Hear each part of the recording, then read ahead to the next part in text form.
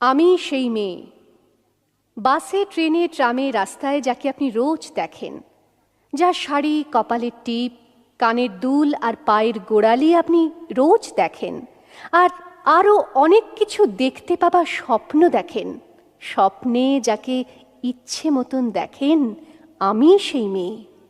বিহারের প্রত্যন্ত গ্রামে দিনের আলোয় যার ছায়া মাড়ানো আপনার ধর্মে নিষিদ্ধ, আর রাতের গভীরে যাকে বস্তি থেকে তুলে আনতে পাইক বরকন্দাজ পাঠান আপনি, আর সুসজ্জিত বিছানায় যার জন্য অপেক্ষায় অধীর হয় আপনার রাজকীয় লাম্পট্য, আমি সেই মেয়ে।